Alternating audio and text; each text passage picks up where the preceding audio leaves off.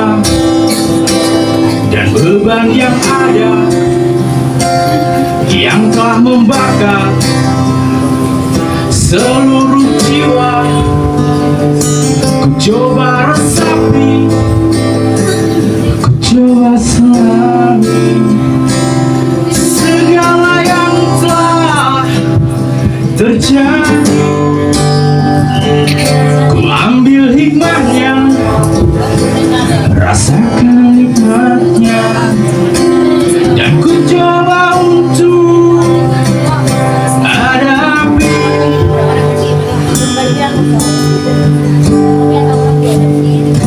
I will survive, I will revive. I won't surrender and stay alive. Berikan kekuatan untuk lewati semua ini.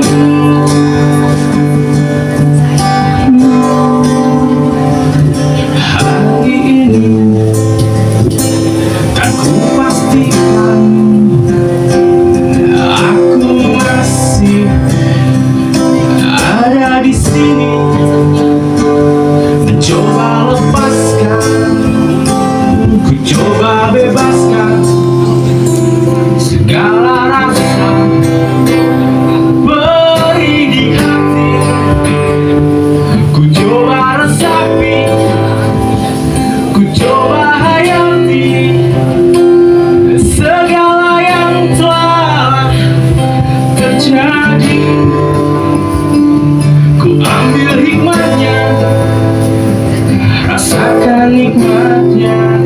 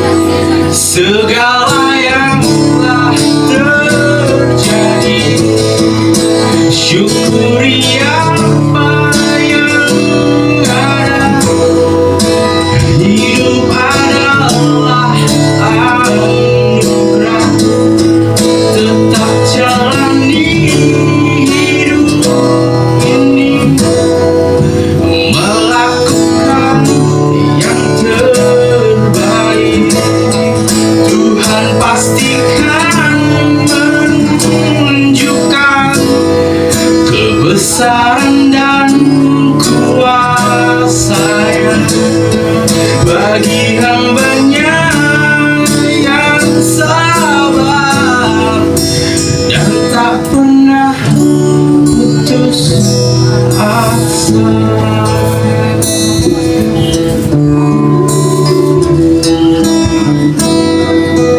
Dan tak pernah putus asa. Jangan menyerah, jangan menyerah, jangan menyerah, jangan menyerah, jangan menyerah, jangan menyerah.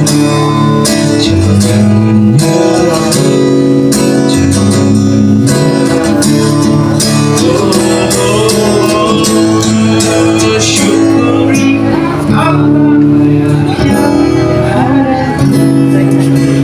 Hidup adalah berapa yang tahu bernyanyi dong? Tak jalani hidup ini, melakukan yang terbaik. Boleh sekali lagi? Syukuri apa yang ada. Hidup adalah tetap jalani, melakukan yang terbaik. Menyerah, jangan menyerah, jangan menyerah, jangan menyerah, jangan menyerah.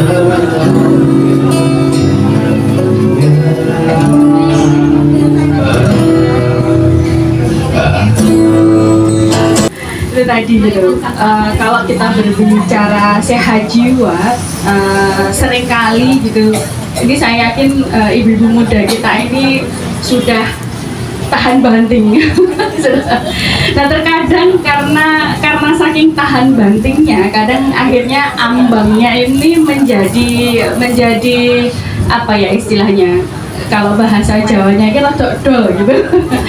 Artinya kalau kita berbicara sehat jiwa, sebenarnya yang perlu kita perhatikan tidak hanya indikatornya itu satu gitu. Misalkan ketika cicilan kita datang, kemudian wah ini sokok ngendi gitu ya. Itu tidak hanya itu gitu. Nah seringkali yang miskonsepsi demikian gitu Mbak Aska dan teman-teman semuanya, karena ketika kita merasa ada satu stresor tertentu gitu ya yang kemudian membuat keseimbangan di dalam diri kita itu berubah, itu kemudian kita ada yang bisa menyikapinya dengan oh iya oke, aku bisa, tapi kemudian hanya dengan melihat satu hal, sangat terfokus ke satu hal yang dia tidak bisa atasi, nah itu membuat akhirnya kemudian menjadi mengeneralisir gitu. Padahal masalahnya cuma satu, tapi akhirnya mempengaruhi semua aspek kehidupannya. Misalnya kalau anak-anak muda sekarang itu tadi gitu, misalkan mendapatkan tugas dari dosennya agak sulit gitu ya, misalkan terus kemudian itu wah aku kena mental, udah langsung gitu. Nah ada sebuah proses, betul ada sebuah proses pemaknaan yang seringkali itu melompat. Nah ketika kemudian kita sudah menamainya itu salah, maka ketika masuk ke dalam pikiran kita juga salah. Nah ini yang seringkali justru akhirnya secara tidak sadar kita memberikan input-input yang salah atau negatif ke dalam diri kita sendiri. Seperti itu. Padahal ini baru satu aspek masalah tugas akademis gitu ya. Itu baru satu mata kuliah gitu. Nah ini seringkali demikian gitu salah kaprahnya. Padahal sebenarnya hal-hal yang lain dia masih mampu. Misalnya berkegiatan dengan teman-temannya di unit kegiatan, berkumpul dengan komunitasnya, kemudian bekerja karena dia mengambil pekerjaan paruh waktu dan seterusnya. Nah ini menjadi sesuatu yang dia tidak maknai bahwasanya dia mampu, tapi sangat terfokus ke satu hal. Terus kemudian menamainya, sering banget anak-anak yang sekarang sering kali menghadapi situasi sulit itu sudah langsung wah kena mental saya. Nah ini perlu sama-sama kita luruskan. Iya seperti itu. Dan salah satu yang juga berbahaya saat ini adalah melakukan self diagnosis gitu. Jadi mendiagnosa dirinya sendiri. Padahal itu ya tugasnya dokter spesialis jiwa atau mungkin seperti Bu Esti, seperti saya yang kemudian biarkan itu menjadi ranah para profesional untuk melakukan diagnosa itu. Tapi kalau sudah mulai merasakan gitu ya dirinya kurang enak, oh ini kira-kira apa ya, apa yang harus aku lakukan, itu cepet-cepet. Kalau memang tidak bisa mengatasinya sendiri, itu kemudian segera minta bantuan. Nah seringkali memang akhirnya tuntutan untuk tegar, bisa, kuat gitu deh, itu seringkali juga menjadi salah satu faktor. Atau kadang yang bestinya yang ada di dekatnya sebenarnya sudah mulai melihat ini awalnya periang, tapi kok udah mulai diam, mulai diajak jalan, mulai diajak ngopi, nggak mau keluar. Kita nggak segera, oh mungkin dia butuh waktu, oke, 1 kali. Nah itu dia, awalnya mau Bu gitu, terus kemudian memisahkan diri gitu kan biasanya. Nah ini kemudian kita perlu mulai mendekati. Jadi memang salah satu peranan orang di sekitar ini juga menjadi sangat penting sekali. Jadi kesehatan mental ini, jiwa yang sehat ini gimana nih tanda-tandanya? Oke, kalau sehari-hari masih bisa beraktivitas, masih, nah itu berarti masih oke. Berarti kalau Bapak masih Ibu bisa hari ini sudah bisa hadir di sini, ini berarti sehat semuanya, gitu. Alhamdulillah. Apalagi tadi pripun setelah hasil cek kolesterol dan asam uratnya. Alhamdulillah normal aja. Ataupun kalau ternyata ada deteksi dari sana, terus kemudian sudah mulai ada warningnya, nah ini hanya satu aspek saja kok. Ini aspek fisik kita. Jadi masih banyak aspek-aspek yang lain yang masih mungkin kita bisa berdayakan dari diri kita sendiri. Seperti itu. Beraktivitas sehari-hari itu udah salah satu ciri itu sehat. jiwanya sehat. Betul. Iya, itu makanya nanti Pak Sulin pasti sangat kesulitan ya Pak. Kan salah satu nanti kalau kita sudah berhadapan dengan teman-teman yang psikotik yang sudah kontak dengan realitanya nggak ada, itu disuruh mandi aja susah ya Pak. Bahkan kemudian dia lebih memilih untuk diam. Ya itu nanti, tapi ini juga jangan dibalik gitu. Terus kita lagi nggak mau mandi, terus kemudian wah ini gangguan jiwa. Nggak gitu. Logikanya nggak gitu. Irit air ya. Kita lingkungan Mbak. Iya makanya. Mungkin itu dulu Mbak Askar. Ada beberapa hal lagi nanti yang itu juga menjadi ciri dari kesehatan mental gitu ya. Predisposisi itu yang seperti dikatakan Dr. Heni ya, itu Dr. Hesti ya, Bu Hesti tadi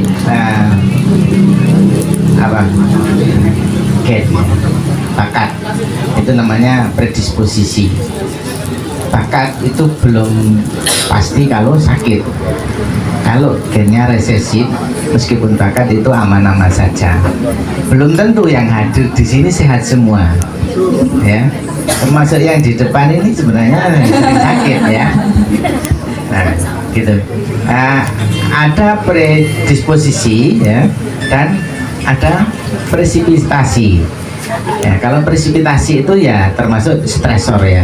Jadi pasien atau individu yang punya predisposisi, katakanlah punya gen ya, itu sudah kun fayakun memang ya sudah tidak apa-apa. Kalau sudah predisposisi, ketika ada stresor, kena presipitasi tadi, semakin lama semakin kena, ibaratnya tanggul yang dulunya kokoh suatu saat bisa jebol. Nah ini yang kadang-kadang yang gen yang resesif ya, yang resesif yang sembunyi bisa juga yang Sudah jadi punya potensi dominan gitu ya. ya. Makanya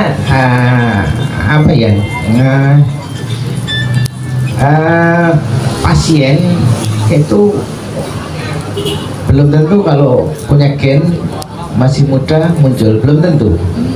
Ketika nanti ada stresor ya, stresor masuk ada predisposisi yang ada, kemudian presipitasinya tiap hari ya, tiap hari stres terus, semua stres terus ya, mungkin termasuk yang kena bully, yang kena ya, dan lain-lain, ini nanti bisa muncul ya, begitu. Jadi sangat-sangat erat antara stresor dan sakit ya, sakit dalam tanda kutip ODS ya, gangguan jiwa gitu Mas kan. Berarti banyak juga ya Pak yang pasien itu memang sudah punya warisan genetik sakit skizofrenia itu. Ya, angkanya lumayan di atas 50% ya. Di atas 50%. Ini kebetulan di tempat saya sekitar tahun berapa ya, 2012an Bu Esti. Jadi di sana dari Dirjen Keswa Jakarta ada penelitian selama lumayan lah beberapa bulan di sana. Ternyata angkanya cukup signifikan ya, mencapai hampir 50% genetik. Jadi kalau dari orang tuanya nggak sakit, itu kalau secara genogram ya, secara keturunan mbahnya atau kakeknya ada yang sakit. Jadi bisa juga seumur hidup tidak muncul sama sekali bisa. Bisa saja, bisa jadi. Ada lompatan-lompatan yang kalau yang banyak itu generasi kedua yang banyak. Tapi generasi pertama pun bisa muncul karena stresor tadi yang awalnya gen resesif menjadi gen dominan karena stresor, begitu. Berarti stresnya bisa memicu penyakitnya menjadi ada gejala-gejala yang tadinya tidak terlihat. Betul. Dan perlu dipahami juga, selain punya gen ya, ketika ada kelemahan coping ya, istilahnya kalau di kesehatan ada coping, mekanisme coping, ada stres, ada stresor. Jadi kita itu sebenarnya punya mekanisme coping ya, seperti di tadi sempat disebutnya. Jadi ada stres, bagaimana mensikapi, ini adalah mekanisme coping. Ada mekanisme coping adaptif dan maladaptif. Ketika adaptif, enjoy aja lah, ada ya sudah, ini nggak masalah. Itu bisa sebenarnya lebih orang yang gelonjong, yang terserah lah gitu, itu ya itu akan lebih kuat terhadap stresor daripada orang yang benar-benar serius banget kuat dari berpikirnya. Ini termasuk golongan-golongan orang yang adaptasinya malah adaptif gitu. Kenal kita. Nah, sekarang kenapa nih ada istilah stres positif ya? Karena stres itu juga bisa membuat kita melakukan satu aksi. Itu yang dikatakan dengan stres positif. Contohnya apa? Sekarang kemarin itu kita lama pandemi COVID. Apa yang berubah dari keseharian kita? Ya, asik di rumah. Cuci tangan. Asik-asik di rumah. Asik-asik di rumah. Asik-asik di rumah berarti menghindari kerumunan, ya. Kalau dulu kita diminta mengurangi kegiatan, mengurangi kerumunan, kita mau nggak? Nggak mau ya, karena tidak ada stres yang menekan. Pandemi COVID itu membuat semua orang stres karena berita di luar itu sangat menakutkan, ya, sehingga berita-berita yang dikemas itu memicu stres. Stresnya membuat kita membuat satu aksi. Apakah kita jadi mau pakai masker, ya, terus mau berjarak, mengurangi kegiatan. Kalau dulu saya yakin deh ibu-ibu Fataya disuruh mengurangi kegiatan nggak mau, ya, karena sering ngumpul. Ketika pandemik baru berani melakukan pembatasan kegiatan. Jadi itu yang namanya stres positif. Bagaimana stres membuat kita mengambil satu aksi untuk mengurangi aktivitas ataupun kegiatan-kegiatan lain yang sifatnya akan lebih baik untuk kesehatan kita. Nah, sekarang kita nggak pakai masker. Kenapa kita nggak pakai masker? Tidak ada stresnya. Stresnya berkurang ya, karena berita COVID sudah turun, Ponorogo aman gitu ya. Nah, tiba-tiba kita nggak pakai masker lagi, atau kayak saya bawa masker tapi taruh di kantong ya. Nah itu, jadi stres tuh kadang-kadang ada perlunya. bagaimana mendorong orang untuk melakukan aksi. Itu sih pendapat saya. Silakan Mbak Sita. Mungkin bisa disambung, Mbak. Iya, seringkali kita mendengarnya sebenarnya dinamai sebagai eustress gitu ya. Yang itu tadi yang disampaikan Bu Esti barusan, eustress ini akan mendorong seseorang untuk kemudian berperilaku produktif atau berperilaku positif. Ya sehari-hari kita kan di pekerjaan kita pasti tidak lepas dari tekanan gitu ya. Maksudnya ketika kita ada tugas di pekerjaan kita pasti kemudian membuat kita ya ada gupuhnya, ya ada aku harus bagaimananya, tapi kemudian juga dijalankan. Nah seringkali juga stres yang teramat ini menimbulkan distress. Nah itu yang kemudian kadang orang tidak mampu untuk menghadapinya. Nah tadi itu kaitannya adalah dengan coping. Coping ini adalah strategi menghadapi masalah. Ada yang rasanya itu sudah di luar batas kemampuan, maka membuat kitanya distress sehingga kemudian tadi itu ada yang kemudian pelariannya kemana, misalnya makan terus, pokoknya hari ini makan enak, besok masih ada stresnya makan enak lagi dan seterusnya. Nah sebenarnya tadi kalau kita berbicara tentang kesehatan mental, ada salah satu cirinya itu adalah kemampuan untuk memasteri lingkungan, artinya mampu menguasai lingkungan gitu ya. Jadi kita harus tahu oh bidang tugas kita itu apa, kita harus melakukan apa, kemudian sedikit demi sedikit kita melakukannya, tidak menghindarinya gitu. Jadi kalau kita menghindarinya, kita semakin merasa tidak mampu menguasai bidang tugas kita. Nah ini akan semakin terus menerus nggak hilang stresnya. Nah ini yang sering kali salah kaprah. Sebenarnya kalau kita berbicara tadi, kalau Bu Esi sudah bertanya ke sayap kanan gitu ya, ibu-ibu tadi itu gitu, sulit sekali untuk menemukan kembali bagaimana kembali beraktivitas menghadapi stres-stres yang memang harus diselesaikan. Nah kalau bapak-bapak biasanya itu cenderung lebih mudah. Kenapa bapak-bapak? Saya ingin tanya nih bapak-bapak. Kalau ada tekanan gitu, atau ada stres biasanya ngapain? Ngopi, merokok. Nah bayangkan ketika kemudian ngopi itu sudah langsung bertemu dengan teman yang lain, sehingga itu sangat mudah bagi bapak-bapak untuk kemudian mampu berinteraksi, kemudian tahu gitu. Terus bapak-bapak ini serasa mudah sekali menemukan hobi. Nopo kalau bapak-bapak hobinya? Nah, mancing Bu, kan mancing lagi ketemu dengan temennya. Nah ini apa ya, bapak-bapak ini mudah sekali untuk menemukan support system. Nah ini yang perlu kita bentuk gitu agar lingkungan kita tidak toksik yang membuat semakin stres-stres ini menjadi distress. Seringkali ya mohon maaf gitu ya, seringkali perempuan ini menjadi sangat julid sekali kepada teman sesama perempuannya. Nah ini yang kemudian juga perlu kita hindari gitu. Jadi pada akhirnya awalnya sebenarnya mampu dengan stres yang ada itu mampu mengatasi, tapi kemudian kita kadang lupa untuk kita itu harus melakukan apa, dan kemudian hanya wah koyoknya aku gak iso, terus kemudian wah wegah, soyo-soyo akhirnya malah melayu, ditinggal. Nah itu ditinggalkan pekerjaannya atau stresnya tadi, tapi di dalam benak selalu ada gitu. Nah maka itu yang kemudian membuat akhirnya menjadi distress sehingga menjadi tidak mampu menguasai lingkungannya. Nah akhirnya kemudian tadi itu menjadi merasa tidak mampu, merasa tidak berkompeten dan seterusnya, itu yang membuat menjadi akhirnya merasa sakit jiwanya itu tadi gitu. Jadi mungkin memang stres ini Relasi itu kan interaksi antara dua pihak ya.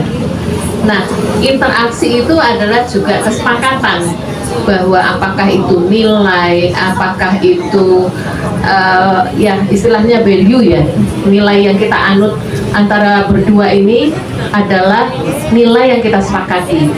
Nah, ketika salah satu pihak ini merasa bahwa ada intimidasi dalam tanda kutip, bahwa tindakan yang dilakukan oleh pihak lain ini adalah menyebabkan dia tidak nyaman, itu menurut saya udah toksik gitu. Jadi itu kalau sekarang kan lagi ngetop peristiwa apa Mbak? Kalau di artis ini, dunia artis KDRT. Ini kalau ini saya yakin ibu-ibu Fatayat pasti update ini ya. Jadi setiap hari nonton insert Nah, sekarang lagi heboh isunya KDRT. Nah, makanya kemarin hari apa ya? 2 hari yang lalu saya lihat di TV One ada satu diskusi yang menarik. Apa sih yang dikatakan KDRT? Ya, apakah memang hanya pemukulan saja fisik atau juga termasuk relasi sosial pasangan gitu ya? Nah, ternyata bahkan kata-kata yang sifatnya hanya verbal itu juga bisa disebut sebagai satu kekerasan ya. Iya, jadi ada kalimat katakan pelecehan atau sikap yang melecehkan itu adalah termasuk kepada KDRT. Tetapi permasalahannya bahwa saya ingat tadi yang disampaikan Mbak Sita ya, satu waktu ambang ini akan menjadi semakin apa ya, semakin tipis ya. Jadi kita itu semakin besar ya ambangnya ya. Jadi karena keseringan, biasa aja seperti orang katakan ya, ada relasi atau persahabatan atau katakan hubungan suami istri atau kedekatan yang toksik, itu kan tidak serta-merta dari awal itu dia langsung ke titik X ya. Jadi itu kan perlahan-lahan. Jadi ada satu proses yang membuat akhirnya ini berkembang. Ada pembiaran yang terjadi. Nah, pembiaran itu yang membuat lama-kelamaan yang si pihak yang diberikan atau menerima toksik tersebut tidak merasa lagi kalau misalnya oh iya dengan kata-kata kasar dia masih oke, ya. Terus kemudian mulai ada ancaman fisik misalnya, dia juga masih nggak apa-apa karena perlahan-lahan. Itu yang saya pikir oh iya ya, tanpa kita sadari ambang batas kita itu berubah gitu. Kalau di awal, titik awal kita, aduh saya kalau dia kasar saja saya akan marah. Tetapi karena ini keseharian ya, keseharian, sehingga kita sendiri tidak menyadari bahwa ini adalah bentuknya kekerasan. Sehingga yang dibilang, yang dikatakan lingkungan adalah bagaimana lingkungan ini juga akan membantu untuk menyadarkan bahwa ini bukan hal yang wajar lagi terjadi gitu. Makanya perlu teman, perlu keluarga yang support ya, bahwa ini udah nggak benar ini, bahwa kamu itu udah diperlakukan dengan tidak wajar gitu ya. Nah ini dia. Jadi saya pikir lingkungan yang diharapkan tentu adalah lingkungan yang mendukung dan memastikan seperti yang disampaikan Mbak Sita tadi, bahwa seseorang yang jiwanya sehat itu sederhana, apa? Dia bisa produktif, bisa melakukan kegiatan kesehariannya dengan wajar, gitu ya, sehingga dia akan tetap bisa beraktivitas. Ketika kita melihat satu perubahan, itulah fungsi kita lingkungan, itulah fungsi kita teman, itulah fungsi komunitas. Bagaimana kita bisa membantu untuk mengidentifikasi, membantu untuk melihat dengan kacamata yang cermat, yang objektif, bahwa situasi itu sudah tidak wajar dan perlu kita lakukan sesuatu intervensi yang sifatnya akan memperbaiki suasana, bukan untuk justru semakin ngerecokin ya, atau merusak atau memperburuk situasi. Itu dari saya. Silakan Mbak Sita. Baik. Melanjutkan dari yang disampaikan Bu Esti ya, bahwasanya sebenarnya kita ini kan sudah dilandasi dengan sebuah budaya, dan budaya atau kearifan lokal kita ini kan sebenarnya sebuah nilai yang sudah kita sepakati bersama. Nah, tantangannya saat ini adalah ketika kemudian ada budaya baru yang melaluinya itu adalah melalui gawai, yang kemudian pada akhirnya kita menjadi maklum. Nah ini yang terus terang memang saat ini menjadi tantangan kita bersama gitu. Misalkan kalau konteks kita bercanda, misalkan secara verbal saja, kita tidak menggunakan istilah ini awalnya di lingkungan kita. Tapi di dalam dunia gamers atau di dalam dunia per-YouTubean misalkan itu muncul. Terus kemudian sebenarnya awalnya ada sebuah kontrol, itu tidak biasa kita